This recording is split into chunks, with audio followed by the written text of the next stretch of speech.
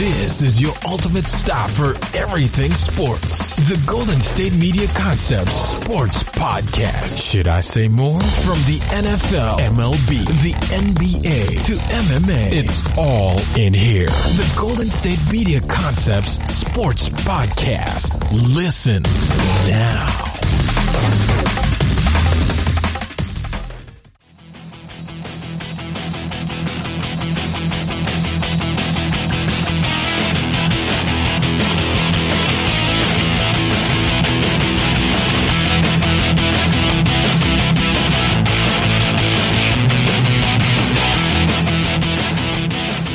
Ladies and gentlemen, and welcome to the GSMC Sports Podcast, brought to you by the GSMC Podcast Network. I am your host for today, the Thursday show, Josh Strickland. Hope everybody's having a great week so far. Hope everybody had a great New Year's. We're going to jump right into it. So in the show, we're going to talk about the NFL playoffs. We're going to be talking about the Cleveland Browns. We're going to be talking about David Stern. We'll be talking about some college football, and we'll even bring some hockey in. So please, if you enjoy the show, leave a good rating, of course, leave a good review, and let's get right into it. So the NFL playoffs start this week. We start off with Wildcard weekend, as always. The AFC will play on Saturday with the Bills and Texans, Titans and Patriots games. And then on Sunday, we'll have the NFC with the Vikings versus Saints, and then Seahawks versus Eagles. So what I'm going to do is it's going to be kind of a prediction thing, mostly just kind of talk about what I find interesting with each matchup. So we'll start off with Bills versus the Texans. So the Bills kind of have been leaning on their defense this whole year. Josh Allen he started off the year looking pretty good, but recently he's been kind of down. Bills come into this game with the third ranked defense in the whole league, but the 24th ranked offense. Meanwhile, the Texans, who are getting a healthy, I guess, J.J. Watt back, they have a 28th ranked defense with the 13th ranked offense. Here's kind of the X factor for this game for me personally. I think Deshaun Watson is just a winner. Deshaun Watson, DeAndre Hopkins, these guys are magical at what they do on that offense, and then you have Will Fuller, of course. So it's really going to be interesting to see what the Bills defense does against these young players that they're playmakers in the grand scheme of things. The Bills, on the other hand, they have Josh Allen. They've been okay offensively throughout the whole year. Like I said, they're 24th ranked, which is not the greatest, obviously, but the Bills could possibly pull, I wouldn't say an upset, because they are the wild card team. They're playing in Houston. It really all depends on how Josh Allen and the Bills offense plays, because I think their defense is going to hold strong, but it doesn't really matter if they don't score points. Next up, Gillette Stadium, we have the Tennessee Titans, led by good old Ryan Tannehill, versus the tried and true New England Patriots, who are playing in their first wildcard weekend since 2012, one of the two. So the Patriots actually have the number one ranked defense in the NFL, and they've been getting takeaways like nobody's business. This might be the best defense that the Patriots have ever had, in my opinion. On the other hand, though, their offense has been struggling more than it usually does. They have a revolving door of receivers. They had Antonio Brown earlier. They had Josh Gordon for a little bit. So the rotating door of receivers just keeps going. Obviously, they still have Amendola there, but Tom Brady has been not his usual self, which is understandable because he's 40.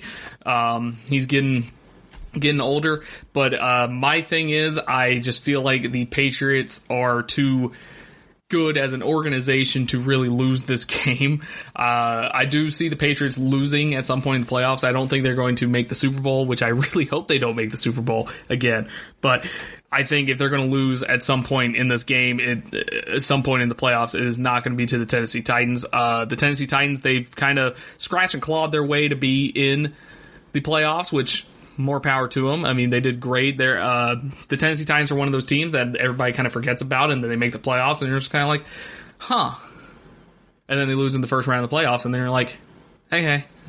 I mean, that's exactly how most people feel about the Tennessee Titans. It's kind of how I feel about the Tennessee Titans. I think New England's going to take this game. It's going to be they're going to take it pretty handedly. I'm not going to say it's a blowout one way or another, but just looking at the league rankings real quick, Tennessee's 12th in offense, 21st in defense. They're facing the 15th ranked offense of the Patriots and the number one defense with number one scoring defense, number one turnover defense. The Patriots always makes the other team make mistakes. And is Ryan Tannehill really good enough to be good enough of a quarterback to conquer this Patriots defense? Because off the top of my head, the only quarterbacks that have beaten the Patriots this year, I believe, were Patrick Mahomes, Deshaun Watson, and Lamar Jackson, and Ryan Fitzpatrick, which that's an outlier. I believe in Fitzmagic as much as the next guy, but that is definitely the outlier here. So I think the Patriots take this handily. I don't think it's really that much of a matchup. Of course, we'll see, and of course, we'll talk about it on the Sunday show. But next up, we head to the NFC. This is the 1 o'clock game for Sunday. This is the Vikings versus the Saints, kind of a rematch for the Minnesota Miracle, which I believe that is not the last time they played. But anyways, just going into it, Drew Brees, if you don't know, he missed 4 games through the year, and Teddy Bridgewater kept the Saints afloat. They went 4-0 with Teddy Bridgewater, so the Saints their offense is really good. They're 9th ranked offense, all things considering. Defense is number 11 in the NFL. They're the 7th best passing offense. So the Saints coming in high powered, won the division, won the NFC South they won the NFC South again, and they're going up against the Minnesota Vikings, who've had a pretty solid year, but they could never beat any big players, in my opinion. So this one's going to be interesting. Minnesota's got the DBs, I believe, to stop Michael Thomas and stop all the other receivers that the Saints have. Stop Cook, the tight end, which has been a major factor for the Saints so far. So I think Minnesota has the parts in place to beat the Saints. However, I don't think it will happen. I think the Saints, you got Drew Brees, you got Sean Payton, you got the potential Antonio Brown, which I think at this point, if it hasn't happened, I don't think it's going to happen. But I mean, there was a rumor that they were going to sign Antonio Brown for this game, but I don't think that's going. And then, of course, you have the Kirk Cousins conundrum, which is Kirk Cousins doesn't perform well in prime time. And this is not prime time. It's 1 o'clock on a Sunday, but it technically is because it's the playoffs. Kirk Cousins having a career year, but it's kind of bogged down by the fact that they still have not won on Monday Night Football. They still, he has a very poor record versus, teams above 500, which of course are not completely his fault. There are a couple games this year where the Vikings defense definitely lost them some games. So you have Kirk Cousins playing at his best, but you're going up against a very sturdy New Orleans Saint defense. So it will be an interesting matchup. This personally might be my favorite matchup of the weekend because it's two teams that really you can't really predict very well, but I'm going to predict it anyways. I'm going with the Saints on this one. I think Drew Brees and Sean Payton are going to get the job done. Coaching and quarterbacks are very important. So the last game of the weekend, we have the Seahawks, who are the Wildcard team, even though they're one of the best teams in the NFC. They are the Wildcard team heading to Philadelphia against the Eagles, and the Eagles, of course, won the garbage pile that was the NFC East. I don't think this game's going to be close at all. I think the Eagles are going to lose this by big time. You have Russell Wilson. Marshawn Lynch had a pretty good game in his return. And yeah, so the Seahawks have been chugging this whole year. Their offense is ranked number 8. Defense is not the best. This is actually might be one of the worst defenses Seahawks have ever had in recent years, but they're the 4th best rushing team. Eagles, on the other hand, Eagles are very middle of the road on everything. They're 14th offense, 10th defense, passing they're 11th, rushing they're 11th. So, okay, I'll change my mind, actually. I don't think it's going to be a blowout, but I still don't see the Eagles beating the Seahawks. Carson Wentz hasn't really proved to me that he is a big time. He can win big time. Because remember, the year that the Eagles won the Super Bowl, Carson Wentz was out. He was injured, and Nick Foles led the team to the playoffs and led the team through the playoffs to the Super Bowl. So really, it's going to be interesting to see Carson Wentz in this situation. It's, I believe it's his first playoff game. I'm not positive on that one. But Carson Wentz, I like his talent. I think he's pretty good. However, this is going to be his first kind of playoff test, and you're facing the Seahawks, who Russell Wilson is relentless, and then you have Marshawn Lynch, who's kind of fresh. So I'm going with the Seahawks there. So there are my predictions right there. When we get back from the break, I will be ranting actually about the Cleveland Browns. So stay tuned. Are you looking for the very best NFL and college football podcast? Then check out the GSMC Football Podcast. Get the latest football news both on and off the field. From the NFL Draft to trades to the rumor mill to the NFL Combines. They got you covered. That's GSMCpodcast.com/football-podcast. Get updates on college rivalries, game day insights, and much, much more. It's football talk the way you want it. This show eats, sleeps, and breathes football. Don't forget to like them on Facebook and follow them on Twitter. Visit GSMCpodcast.com for more info.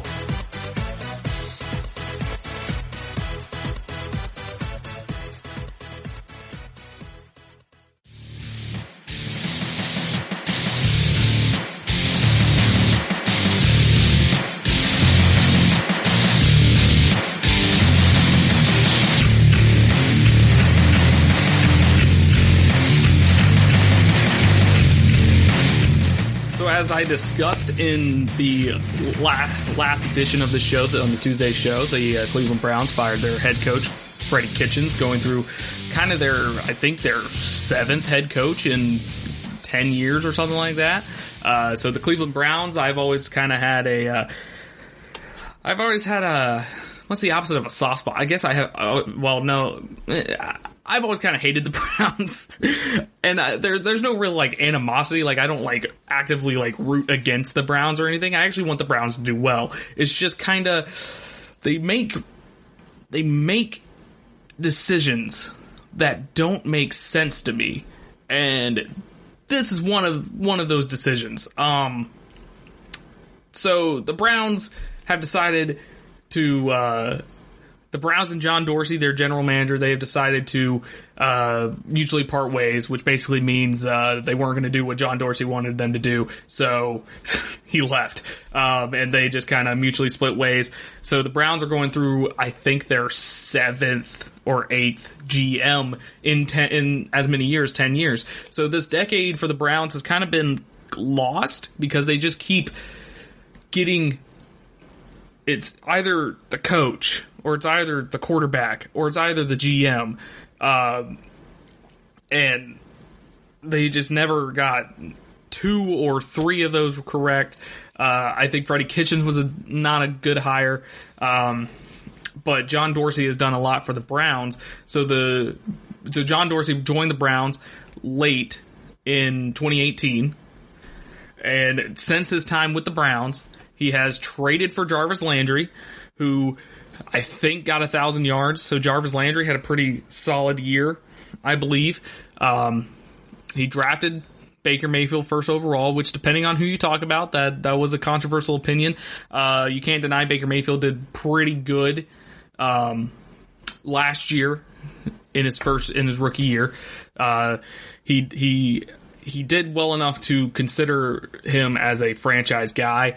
This year was kind of a down year, but everybody knows sophomore slumps are a thing. I think the main reason people are so against Baker Mayfield is just because of his hothead mentality. He's always angry at the world. He always thinks he's the underdog and stuff like that, which that's not necessarily a terrible thing to have. It's just you can't suck and have that as well. So that's everybody's main issue with Baker Mayfield. They drafted Denzel. He drafted Denzel Ward, 4th overall. Drafted Nick Chubb in the 2nd round. Traded for OBJ, which everybody considered was the best move the Browns could have made. They got Jarvis Landry and OBJ, their former teammates from LSU. Signed Sheldon Richardson as well. So I just need everybody to remember that when Dorsey joined the Browns went 0-16, or something absurd like that. They did not have a great year at all. They barely won anything. So when he took over, he had to completely retool this roster that was depleted. He retooled it. He drafted what he believed was the franchise guy in Baker Mayfield. They drafted for 2 fantastic wide receivers. And this year was supposed to be the year for the Browns. The year to at least make the playoffs. There's nothing stopping them. They finished strong last year to end the year 7-8. Dorsey, I mean, he kind of helped the Browns get out of that slump for a little bit. So I think his team building ability was very good, because I think this was a good team that was built. This team, the expectations were through the roof, and you can't have expectations through the roof unless it was a good team that was built. I mean, you can't deny OBJ, although I have my own gripes with OBJ. You can't deny OBJ is a great trade. That was a great trade. You can't deny that getting Jarvis Landry was also a good move, because that was a good move. I mean, it just was. So you're giving your young quarterback 2 really good Pro Bowler caliber wide receivers, and they did okay this year. And like I said in the last show, it's been a disappointing year for the Browns overall, and I thought it would end at the firing of Freddie Kitchens, because there's a decent bit of good head coaching candidates out there. You have Mike McCarthy. You had Ron Rivera, he's with the Redskins now. You had Josh McDaniels. I mean, there were good candidates for head coach. So I thought firing the head coach after 1 year, although I'm kind of against firing coaches after only 1 year. I mean, I can understand it because there's so many other options. Like, for instance, if the Browns hired Mike McCarthy, that ship could have turned around very quickly. But it's very interesting that they got rid of Dorsey, because it seemed like his main issue was hiring Freddie Kitchens, and I understand getting rid of Freddie Kitchens. Like I just said, I understand getting rid of Freddie Kitchens. You have a bunch of different options, but they got rid of Dorsey, and I fully don't understand, because one way to build a culture for a team in any sport is to keep the same people around. I personally don't think Dorsey should have been canned or mutually part ways. I mean, I've seen some people argue that bringing OBJ and Jarvis Landry into a very young locker room kind of ruined the mindset of some people, but I feel like if you have a good coach, that doesn't happen. So it makes absolutely no sense. It's kind of bonkers to me. I feel like there might have been another move at play. Like, I've seen some people say that Josh McDaniels, for him to become the coach, he wanted to bring his own guy in as the GM. But it's just very interesting how the Browns just keep hiring people and then firing people, and it's kind of the definition of insanity, which, if you don't know what the definition of sanity is, it's doing the same thing over and over again and wishing for a different and expecting a different result. That's kind of what's going on with the Browns, because it's just a yikes show out there. So like I mentioned, this move would set up a full-out effort to persuade Josh McDaniels to become the coach. Josh McDaniels, I mean, there were people in the league that said Josh McDaniels would not join the Browns without bringing in his own personnel, his own personnel man.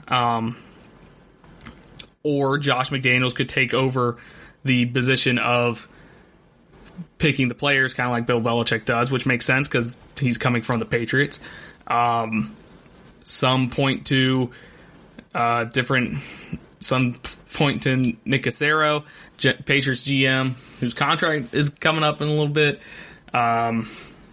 or Dave Ziegler, who could come with Josh McDaniels. But here's my thing: if you don't get Josh McDaniels, then what are you going to do?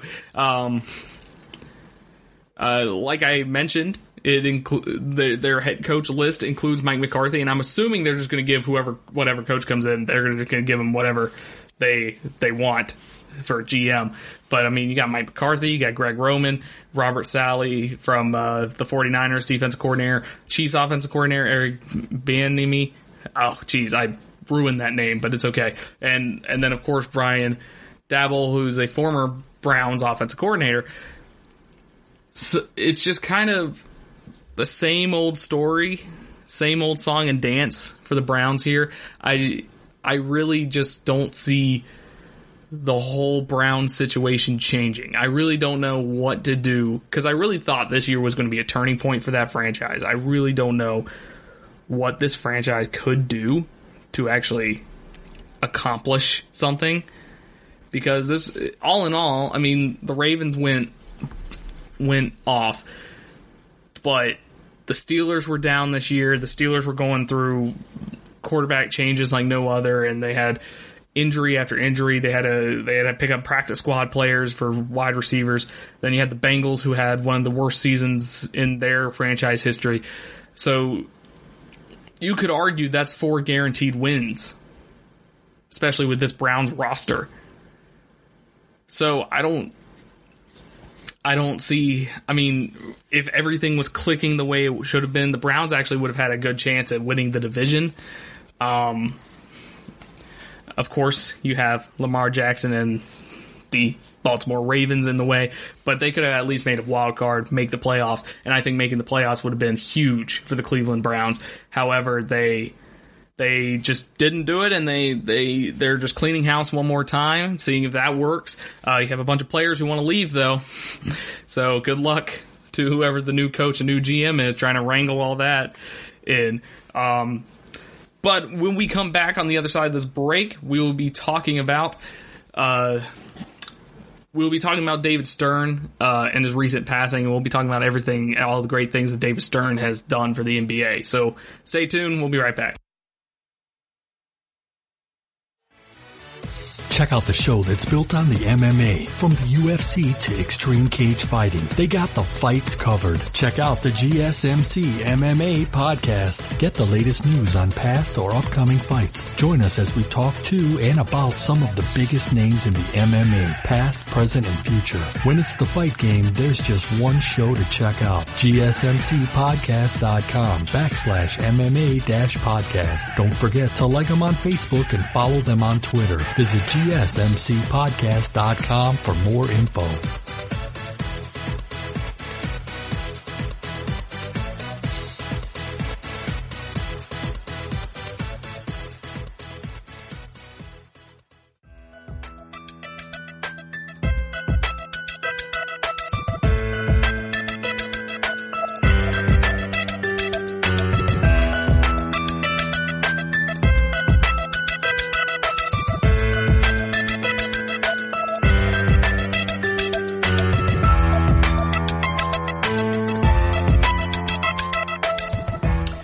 So, unfortunately,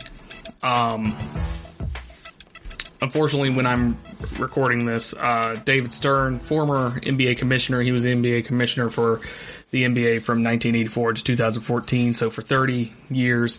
He was the NBA commissioner during the most successful period in league history. You know, it had great stars like Larry Bird, Magic Johnson, then you had Michael Jordan come in. And of course, going all the way through with Kobe, Shaq, LeBron towards the end of it.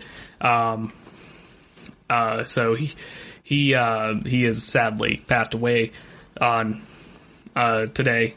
I'm filming this on a Wednesday. He passed away today at the age of 77.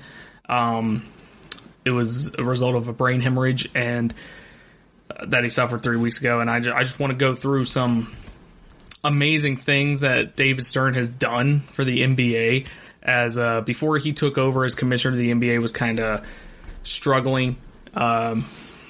Things like the NBA championship game would be on tape delay, which if you don't know what that means basically what happens for the Olympics. So it would happen live. So if you're in the audience, you see it live, but it would not go on national television until like the next day or like a week later or something like that. So if you don't keep up with the news or like newspapers didn't comment on it, you would have probably already known what happened to it, which means people are not going to watch the championship because that happened. So David Stern turned that around. The NBA had a star issue where they were being threatened about what they wore.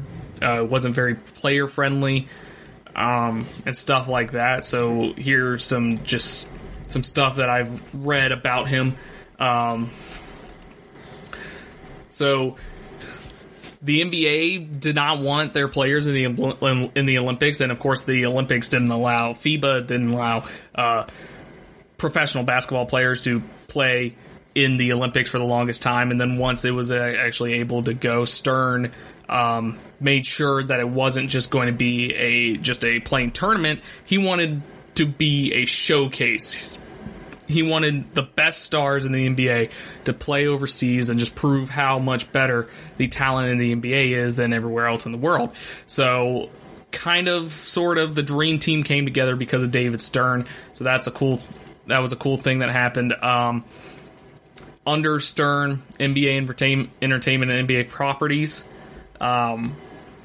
became vehicles through which fans can come to know the league's biggest stars with like documentaries and interviews and stuff like that can just be posted either eventually online, of course, but on television, on ESPN and stuff like that. So that was a big deal when it first happened. Like I mentioned, NBA got its championship games off tape delay, which was an accepted practice in the 1970s. But especially when West Coast teams were playing, so like the Lakers, who were dominant early on. So this was mainly because they didn't want the finals games to be played at 11:30 at night for the East Coast, because that would be prime time. They would be 8:30 on the West Coast. So stop that from happening. So he kind of shoved all these games into prime time, which is why now during the NBA Finals, if the teams are on the West Coast, it's still at a decent time for the East Coast, because the majority of the United States lives on the East Coast, in case you didn't know. There's a quick demographic lesson for you. NBA owners did not want to subsidize a women's basketball league, but Stern saw the opportunity and he saw the inclusion to bring women into basketball, and also keep basketball on people's minds throughout the summer when it was the off season for the NBA, and keep people interested in basketball, no matter what their gender or what their sex was. He wanted everyone included in basketball, so he was a driving force behind the setup and the follow through of what became the WNBA. Val Ackerman, who was the first president of the WNBA, actually said that when you look at the two most important figures in the second half of the 20th century, when it came to advancing and empowering female athletes, you had Billie Jean King, famous tennis player if you don't know, and then David Stern is also included in that statement. So David Stern is the main reason the WNBA is a thing, and I know some people are very weird about women's athletics, especially the WNBA, with the whole controversy about they want to be paid more, and some people are very against that.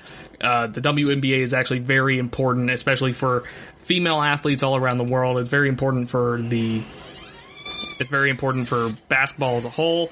It's very important for just to get people involved, get people watching basketball more and more. So that was a very important thing that happened that under his watch. There's a bunch of different stories, but there's also some enemy stories that happened with David Stern. So David Stern apparently really hated the city of Seattle, Washington for some reason. Not really sure. As Stern kind of was the main driving force behind the Supersonics moving from Seattle to Oklahoma City in 2008. And then he did everything in his power because there were rumors that Sacramento Kings were going to move to Seattle in 2013. He did everything in his power to make sure that didn't happen. So there were conspiracy theories that David Stern hates Seattle, and then there were theories that the draft lottery has been rigged multiple times, like for instance 1985. Lottery being fixed in favor of the Knicks so they can get Patrick Ewing. That came to fruition on his watch. There's a bunch of other things that happened. He voided a $105 million contract for free agent Juwan Howard to sign with Miami. That happened because people say that he was looking after his buddy who owned the Bullets. And also Detroit Pistons. Stern also fined Mark Cuban millions of dollars for ripping referees publicly, 6 times for almost $900,000 total. Fined Heat owner Mickey Arison $500,000 for making public statements during the lockout. Fined Michael Jordan, $100,000 for making public statements during collective bargaining. So David Stern did not take anything. He was the reason that the NBA has grown the way it has, because like I said earlier, when the NBA was in the 70s and stuff like that, you had the ABA, which was, they merged with the ABA, and that was pretty much just to stay afloat. But it's very interesting just reading his stories all day today, because I didn't really know much about David Stern, to be honest. I just knew he was a commissioner and everybody booed him at the NBA draft because that's what you do with commissioners. And he embraced those boos because that's what great commissioners do. You have to embrace it because everybody's going to hate you no matter what, no matter how good of a job you do. People are going to hate you if you were in a commissioner of a national sports league. You see it with Roger Goodell, which, some people have very good gripes with. But you see it with every commissioner of every league, so you got to embrace those boos. But he accumulated so much respect and power through the NBA past 30 years, because the NBA owners could easily just kick him out at any point, and he never did. And it's very interesting just how he started out in the 60s as an attorney. And he was a huge Knicks fan growing up, and he became one of the NBA's attorneys. And then he stopped being an attorney and became the commissioner in 1984. Everybody said he had great swag, and he had a swagger about him. He was a great negotiator and stuff like this, and it's just really amazing to read about his life, and I wish I knew more about him, and I wish I could have met him at one point, because he seems like a funny guy, because some of these quotes I'm reading are not good for air. But anyways, when we get back from break, I'll be reviewing some of the stuff that has happened in college football today/yesterday. If you're listening to this on a Thursday, I'll be going over the New Year's Day bowls, except the Sugar Bowl, which is going on right now as I'm recording this. So when we come back from the other side, stay tuned. Are you looking for help for your fantasy football team? Check out the GSMC Fantasy Football Podcast. Get today's best advice on who to start, who to sit, even who you should draft. From sleeper picks to red hot lineups, they got it all covered for you. That's GSMCpodcast.com/fantasy-football-podcast. We'll cover traditional leagues, dynasty, PPR, even IDP leagues. When you need fantasy help, there's just one show to hit up. Don't forget to like them on Facebook and follow them on Twitter. Visit GSMCpodcast.com for more info.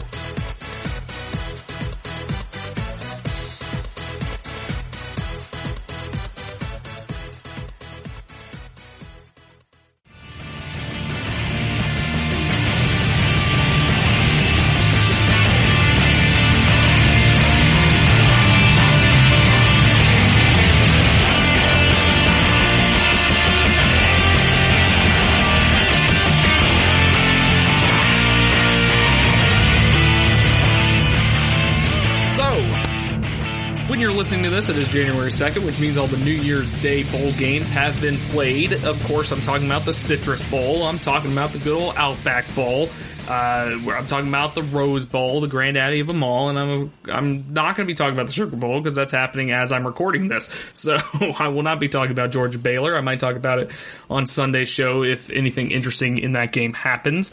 But let's start off. We're going to start off with the VRBO Citrus Bowl, which pitted the number 14 Michigan Wolverines versus the number 13 Alabama Crimson Tide. And going into this game, I didn't expect much. Michigan never really impressed me this year. Their offense always kind of sputtered. But the fact of the matter is they won 9 games. So, I mean, that's still impressive with that schedule. I mean, they had to play Penn State, Ohio State, Indiana was a pretty good team. Michigan State, Maryland, Rutgers, not so much. But Michigan's still a solid team. I just didn't expect this to be close at all because, Alabama doesn't have Tua, but Mac Jones is still serviceable, in my opinion, and he was. So if you don't know, the game started out with Michigan going 3-and-out, and then a one-play, 85-yard touchdown pass from Mac Jones to Jerry Jeudy, one of the best receivers in the country, obviously. So kind of after that happened, I was more focused on the Outback Bowl, which I'll talk about next. I was more focused on the Outback Bowl, but after that, I was kind of like, yeah, this is going exactly how I expected it to go. But then Michigan kind of fought back. Michigan went down, scored a touchdown, and then got a field goal before the end of the first quarter, make it at 10-7. And then the rest of the game kind of was meh.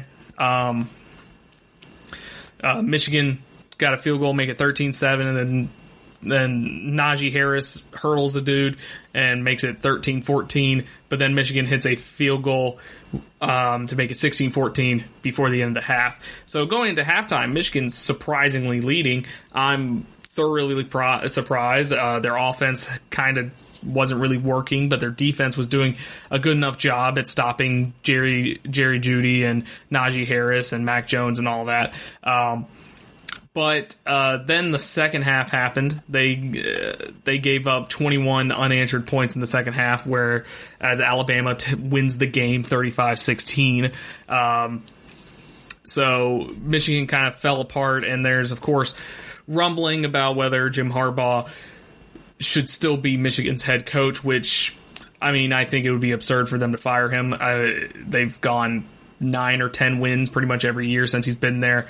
If you're expecting more, I think it has much more to do with Michigan's expectations for their football program than Jim Harbaugh's performance, in my opinion. But great game for Mac Jones. 327 yards, 3 touchdowns. Najee Harris went off with 136 yards and 2 touchdowns. Then Jerry Jeudy had a whopping 6 receptions for 204 yards and a touchdown. So Alabama's offense it was kind of slow at the start, but they got it together in the second half and kind of made everything kind of scary for what we'll see in the future for Alabama. And also, we don't have to discuss whether or not they wanted to be there or not. Up next, we have the Coconut Shrimp versus the the Minnesota Golden Gophers versus the Auburn Tigers in the Outback Bowl. So you have freshman quarterback Bo Nix facing off against sophomore quarterback Tanner Morgan. It's a very interesting matchup. I thought that this was one of my favorite matchups going into the bowl season, as I feel like Auburn's defense is still pretty solid, and then Minnesota has those playmakers with Tyler Johnson and Tanner Morgan. So it was a very interesting. I thought it was going to be a very interesting matchup, and it was. It was a very good game. So it started out with a couple field goals. Auburn got a field goal first, and then Minnesota got a field goal. Auburn got a touchdown, and then Minnesota got a touchdown with a huge run by Mohamed Ibrahim, just absolutely destroying people. Auburn, their touchdown was a 96-yard kickoff return, which was pretty insane. Then Minnesota gets another touchdown in the second quarter. Auburn gets a 37-yard touchdown pass from Bo Nix to make it 17-17. And then Tyler Johnson gets an insane one-hand grab. Don't know how he got his foot down. Just an insane one-handed grab. to end the half, put Minnesota up 24-17 going into halftime with all the momentum. Auburn starts off the third quarter. Auburn gets a touchdown in the fourth quarter with a 13-play, 86-yard drive to make it 24-24, but then a 73-yard touchdown pass from Tanner Morgan to Tyler Johnson to make it 31-24, and that is where the game will end. Minnesota wins 31-24, so if you're listening to this on January 2nd, go get your free coconut shrimp. I believe it's like the first time the coconut shrimp's won in a while. So, so I thought it was going to be a good game, and it turned out to be a good game. Tanner Morgan with 278 yards, 2 touchdowns. He threw a pick, but it was all right. It was okay. Bo Nix, less impressive with 176 yards. I think Minnesota's defense did a really good job at stepping up because that was the real question going into it, because I knew Auburn's defense would have performed like they should have. They have a very experienced D-line, but Minnesota kind of took them out of the game with a bunch of screens and RPOs and stuff like that. Ibrahim, 20 carries, 140 yards and a touchdown, and then Tyler Johnson, who is another fantastic wide receiver with 12 receptions, 240 yards and 2 touchdowns, and as I mentioned before, with the amazing one-handed catch to finish the game. So it was a nice back and forth game. It was a very interesting game. It was fun to watch. Like I mentioned, I rather watch this. This was a more interesting matchup to me than Alabama and Michigan. So really good one. If you missed it, rewatch it. I mean, there's a lot of really good plays. Minnesota's got a lot of good playmakers that could potentially get back. Tanner Morgan probably going to come back. Tyler Johnson, I believe, will come back. I'm not 100% positive on that one, but never mind. He's a senior. Scratch that. I just looked it up. But we'll move on to the granddaddy of them all, the Rose Bowl between the Oregon Ducks, number 6 Oregon Ducks, and the number 8 Wisconsin Badgers. Some people in Wisconsin probably hate me for that, but it's okay. So the game started out with Oregon scoring first, scoring fast, with a 5-minute drive, 12-play, 75-yard. Justin Herbert with a 4-yard touchdown run. This is his last game as a Oregon Duck. He's heading into the league. Then Wisconsin answers with a 95-yard kickoff return to make it 7-7, and that kickoff return was majestic, perfect blocking, perfect everything. Then Wisconsin hits a field goal at the end of the first quarter. Not the end of the first quarter. It hit a field goal on their next drive to make it 7-10. Then we go into the second quarter. Justin Herbert gets another touchdown run, make it 14-10, and then Wisconsin goes into half, ends the second quarter with a touchdown to make it 14-17 going into halftime. Then here's where the game gets crazy. So Oregon gets a fumble return on a punt from Brady Breeze for a touchdown to make it 21-17. And Wisconsin answers back with another touchdown of their own to make it 21-24. Then Wisconsin hits a field goal with 12 minutes left in the fourth quarter to make it 21-27. Then Oregon gets a huge play. Oregon then gets a huge play with a fumble recovery caused by Brady Breeze again. Brady Breeze, by the way, is a really good defensive player, kind of the leader of the Oregon defense, who's a pretty solid defense, kind of a slept-on defense, in my opinion. But then after that, Justin Herbert gets a 30-yard touchdown run to take the lead, make it 28-27, and that would be the last play of the game, as Wisconsin got a questionable offensive pass interference on them, so they had to kick it back to Oregon with only 2 timeouts and 2.5 minutes left to go in the fourth quarter. So, great game. It's the Rose Bowl. You have to have a great game. It was a fantastic game. Justin Herbert kind of underperformed. He went 138 passing yards, 1 interception, but he had like 3 rushing touchdowns, so he definitely used his legs more there. This was more of a defensive battle than anything, not really much going on offense. Jonathan Taylor, last game as a Wisconsin Badger, he had 21 carries for 94 yards, which was solid. He had some big man runs where he was just running over some Oregon defenders, but at the end of the day, some unfortunate turnovers turned into touchdowns for Oregon, and that led to Oregon's victory. Wisconsin had 4 turnovers throughout the whole game. Wisconsin dominated the time of possession battle, and they got more yards. Oregon only got 204 total yards, but the 4 turnovers, including the blocked punt not a blocked punt, a dropped snap from the punter for a touchdown, and then, of course, the fumble recovery that led to Oregon's game-winning touchdown. So that was the Rose Bowl, another fantastic game. This was a really good day for college football. Had a lot of great matchups and some good games. And as I said, right now, I can't talk about it right now, but Georgia versus Baylor, just to give you an idea of where I'm at, it's 10-0 in the second quarter. So if something crazy happens and you're listening to this tomorrow, you can laugh about it. So it's fun. So when we get back, I will be talking about the Winter Classic. We'll be talking about some NHL action with the Winter Classic that also happened today. So tune in. Are you looking to get your college football fix?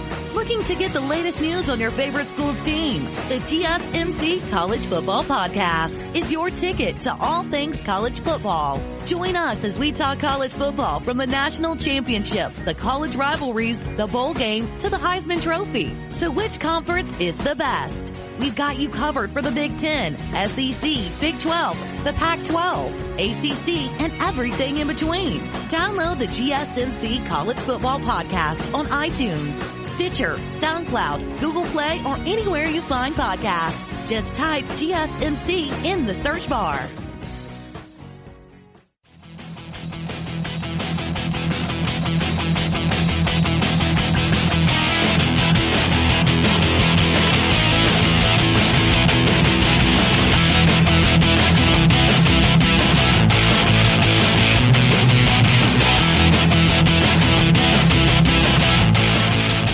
NHL Winter Classic was also yesterday/today, depending on what I'm going with. I've changed my mind on so many things. In case you don't know what the Winter Classic is, it is a very fun it's a really fun game that the NHL holds every year on New Year's Day, which it's usually held in a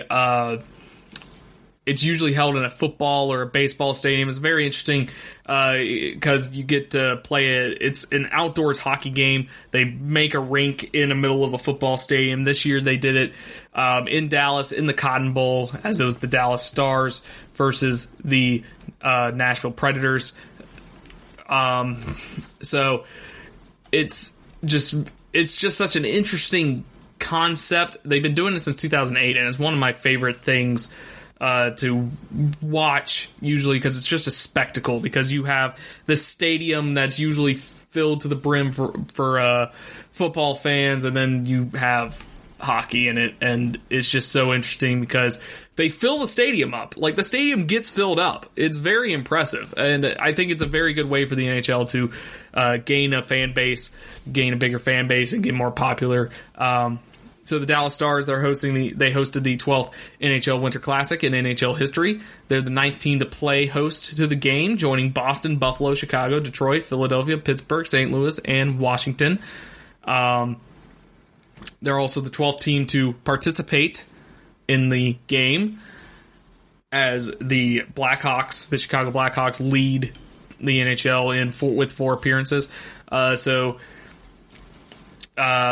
They're playing in the Cotton Bowl Stadium, 6th football venue to host the game, 3rd college football venue to have the NHL Winter Classic, joining Michigan Stadium and Notre Dame Stadium, which those were also very fun atmospheres to look at. It will also be the 3rd venue in the state of Texas to host a regular season NHL contest, along with the Dallas Stars home and the Reunion Arena, which I think is their last home, not positive. So let's get to the game itself. It was a game between the 18-15-6 Nashville Predators and the 23-14-4 Dallas Stars. And in case you're wondering, that last number does not mean tie. It means they went to an overtime game, and they get a point for that. I think you get 2 points for a victory, and you get 1 point for an overtime loss. So overtime's kind of are kind of a big deal, and it adds to the points then for the division standings and stuff like that. So the game started out with a power play goal by the Predators, with Matt Duchene getting it with an assist from Philip Forsberg and Roman Josi for a quick score there in 5 minutes, and then they score again on another power play with Dante Fabro with a power play goal to make it 2-0 heading into the second period. So Blake Comeau will score a goal early on in the second period to make it 2-1, and then a pair of power play goals in the third period give Dallas the lead there, and then they get another goal later on to make it 2-4, and that was the final score for the game. It was 4-2. The Dallas Stars took the victory. Blake Comeau got 1 goal, 0 assists. He was the 1 star of the game. John Klingberg, the defenseman, with 2 assists, he got 2 stars. And then Matt Duchene, the center for Nashville, he got 1 goal, 1 assist. He got 3 stars. So pretty evenly matched game. The score doesn't really tell you that. I mean, 4-2 is pretty evenly matched because that last goal could have been just kind of a garbage goal or anything like that. But shots were pretty even. Nashville had 33. Dallas had 35. Hits were kind of uneven. Dallas had way more hits. They had 42, where Nashville only had 26. The face-off, Dallas had 35 face-off wins. Nashville had 29, so that was pretty close. Dallas was getting penalized a lot. There was also an ejection as someone got booed out of the stadium for elbowing another player in the head, and so yeah, that was fun. But like I said, pretty evenly matched for a very cool series that happens, that the NHL does every year. Go into more stats here. Power play opportunities, Nashville had 4. They scored 2 goals. Dallas had 3. So Dallas was a little bit more efficient with their power play opportunities. Dallas had 5 penalties. Nashville had 4. Penalty minutes, though, were a little skewed. So Dallas had more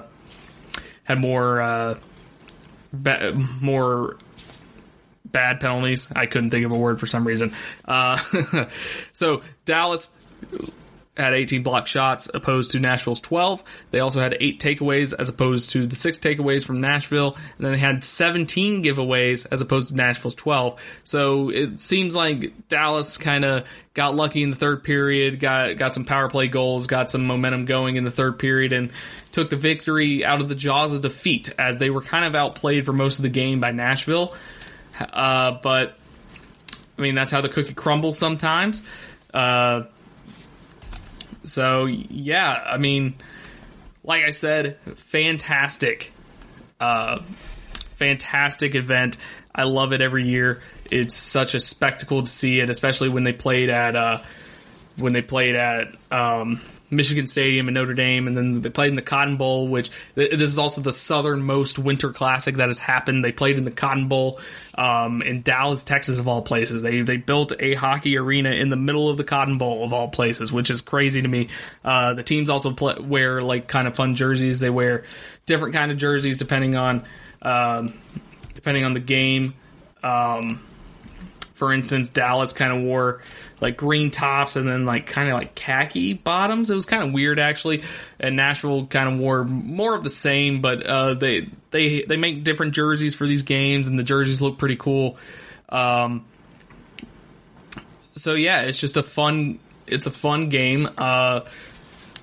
There was like I mentioned earlier, there was an ejection. You had Corey Perry getting ejected from the Classic for an elbow to the head of the Predators defenseman Ryan Ellis in the first period. He apparently got booed, which is kind of crazy because he's a Dallas player and he got booed in his kind of a home game, but it was just a straight elbow to the head. Not really much controversy here, as it was just straight up a elbow to the head, which you cannot do, obviously. But Dallas Stars, with an interim coach, because apparently every hockey team right now is firing their head coach. I feel like half the league has fired their coach, but it's fine. But this is not their first comeback of the year for Dallas Stars, as they are 23-14-4. They are third in the Central Division standings, behind Colorado and St. Louis. St. Louis has 58 points. They're the defending Stanley Cup champs. Then you have Colorado at 50, and then Dallas has also got 50. Then you have Winnipeg right after them. So that's the Central right there. So let's just do a quick recap while we're on the subject. Let's talk about the leaders of each conference, each division so far. So you got the Boston Bruins leading the Atlantic Division by a lot. They have 58 points as opposed to Maple Leafs 49 and the Tampa Bay Lightning 46. Then the Metropolitan, you have the Capitals leading with 59. New York Islanders right behind with 53. And the Pittsburgh Penguins down with 52 at the moment. Then you move on, like I already mentioned, the Central, you got the Blues with 58, Colorado Avalanche with 50, and the Dallas Stars with 50. Then you move on to the Pacific, you have the Vegas Golden Knights with 50, then you have the Arizona Coyotes with 48, the Vancouver Canucks with 46. My favorite team, the San Jose Sharks, are sucking, so we're not going to discuss that right now. But that is what it looks like currently. The wild card is looking like the Carolina Hurricanes and the Philadelphia Flyers. They have the two wild card spots at the moment. For the Eastern Conference, and the Western Conference has the Winnipeg Jets and the Edmonton Oilers, which it would be cool to see the Oilers in the playoffs again, obviously. But so there's a quick NHL recap. Thank you, Winter Classic, for getting me to talk about hockey. I actually really do enjoy hockey. It's a fun game to watch. I just don't really get invested into it until the Stanley Cup playoffs. But when we get back, we will talk about we will rank the NFL coaching vacancies and see which one is the better one, I suppose. So stay tuned. Check out the show built around the women of MMA. From the UFC, Invicta FC, Bellator, and One Championship. We got the fights covered. It's the Golden State Media Concepts Women's MMA Podcast. The latest news of upcoming fights, discussions of previous matches. Join us as we talk to and about the biggest names in women's mixed martial arts. Past, present, and future. When it's the women's fight game, you know where to listen to. The Golden State Media Concepts Women's MMA Podcast.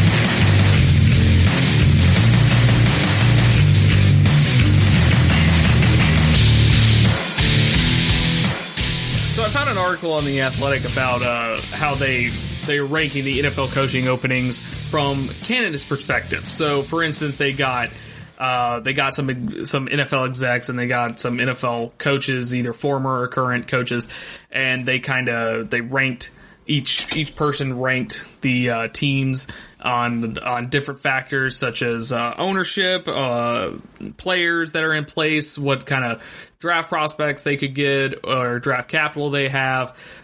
So we're going to go through this list. It has 5 teams on it. Just as a warning, it includes with the Washington Redskins, who have already hired Ron Rivera, so that's kind of a moot point. It's not really vacant anymore. And it also includes the Dallas Cowboys, who have not technically fired their head coach yet, but it's expected, but nothing has happened yet because they keep having meetings that are an hour long, but they don't actually do anything, but all the coaches think they're going to get fired. But anyways, Dallas is included. So quickly go through these rankings. By quickly, I mean in 10 minutes. So we'll start off with number 5, which number 5 is probably not really a surprise to anybody. Washington Redskins. An exec said Washington would be the last choice. It's a cluster. Cleveland is a cluster with Haslam, but it's a better situation because of the players and stuff. The Redskins, bad ownership with Dan Snyder. The players are kind of all over the place. They fired Bruce Allen. So you're getting a new exec. They've had 6 coaches in the last 8 years. So Washington's kind of in the same boat as Cleveland. Ownership that nobody likes, but he owns the team, so you can't really say anything about it. So they're kind of in the same boat as Cleveland, but they are worse because they don't really have the pieces in place like Cleveland do. So they have an uncertain front office situation, which to some people is an upgrade over their old front office situation. But number 4, Cleveland Browns, as I mentioned. So Cleveland, they've had 4 head coaches since 2018, so job security is not really there. Owner, like we mentioned earlier on in the show, they've had like 8 head coaches since the owner's been in power, which is about 10 years.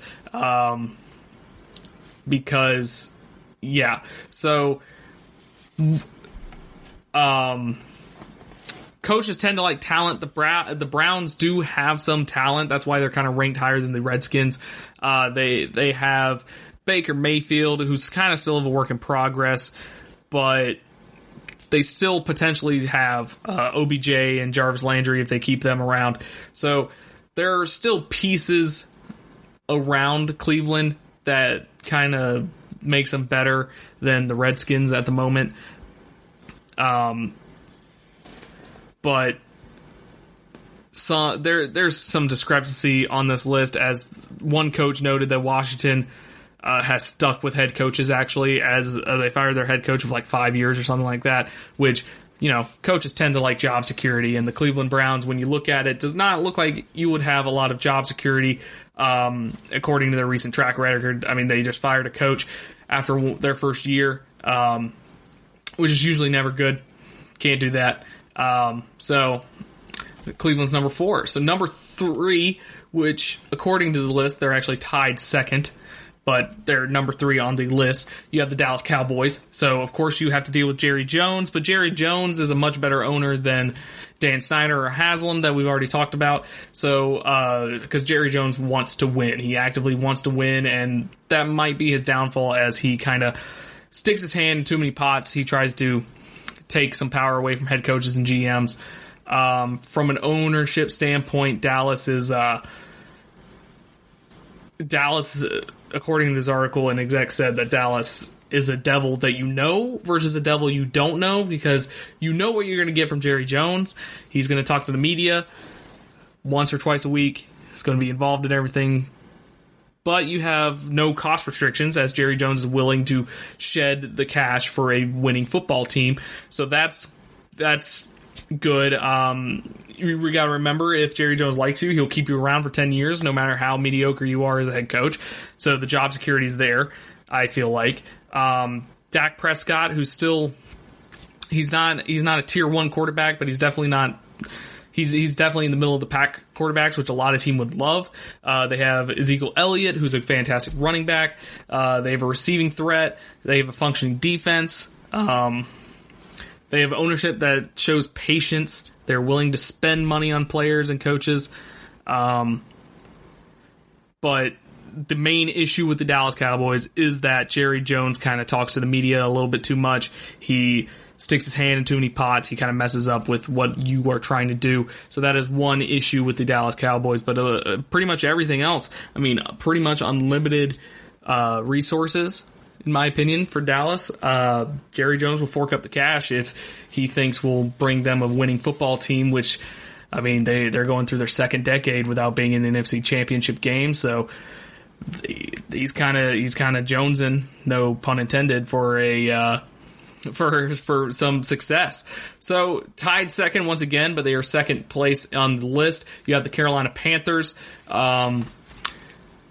have a second-year owner, David Tepper, who hasn't really done anything to scare off anybody. If anything, he's kind of made some moves that are trying to build Carolina to being a competitor. He said he would not accept mediocrity, which is why Ron Rivera got fired.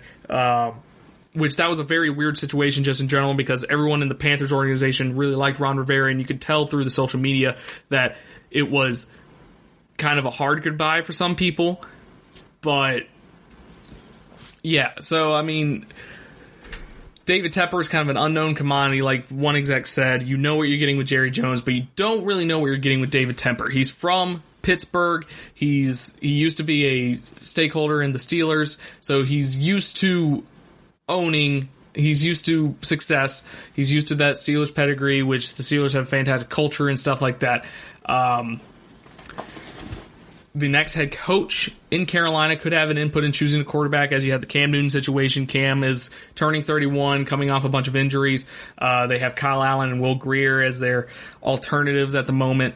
But you do have young talent on the offense with Christian McCaffrey and more at wide receiver. So there are pieces there. You also have Luke Kuechly, a linebacker. You have other great players on the defensive side.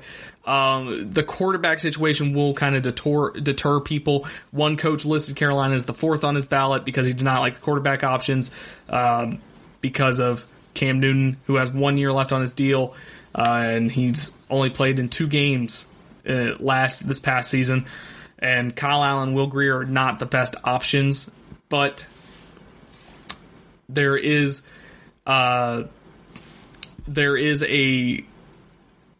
a terrible spot to land.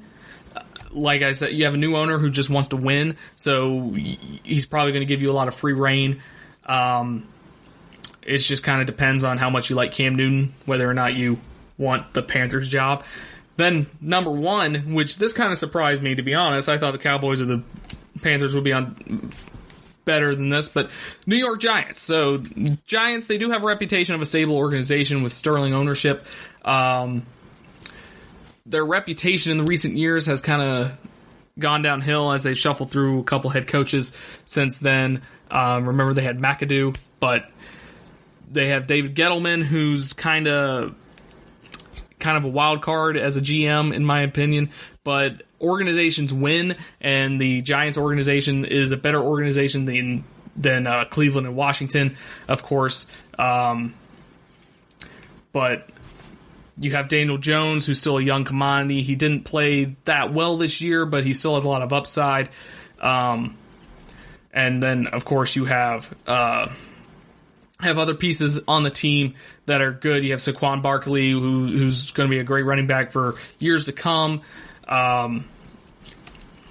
So most of the issues people had were with Dave Gettleman as the GM. He talks to the media a lot. He kind of has this "I don't care about what you think" attitude. He cares about what he thinks attitude. So there are issues with that. But you got to remember, the last 2 coaches have gone 2 years and 2 years. Pat Shurmur went 9-23 over 2 seasons with not much help with the roster. Then you have Ben McAdoo, who went 13-15 with the Giants, but that was back before they had Daniel Jones playing for him. So coaching instability is reflected on the coaches themselves, according to one coach who put the Giants at number 1. He thought the team needed to make sure its next head coach was better at relating to players. They need to hire someone who possesses those traits instead of hiring a hot commodity. So there you have it. Those are the rankings according to execs and coaches. So thank you for listening, everybody, to the GSMC Sports Podcast. I am once again your host, Josh Strickland. You can follow me on Twitter at Strickland_Josh. Leave us a review on iTunes, Spotify, Stitcher, whatever you listen to your podcast. Leave us a review. It really helps us out. It helps me out. Follow us on Facebook, Instagram, and Twitter. And thank you for listening, and hope you have a great rest of your day. You've been listening to the Golden State Media Concepts Sports Podcast, part of the Golden State Media Concepts Podcast Network. You can find this show and others like it at www.gsmcpodcast.com. Download our podcast on iTunes, Stitcher, SoundCloud, and Google Play. Just type in GSMC to find all the shows from the Golden State Media Concepts Podcast Network. From movies to music, from sports to entertainment, and even weird news. You can also follow us on Twitter and on Facebook. Thank you, and we hope you have enjoyed today's program.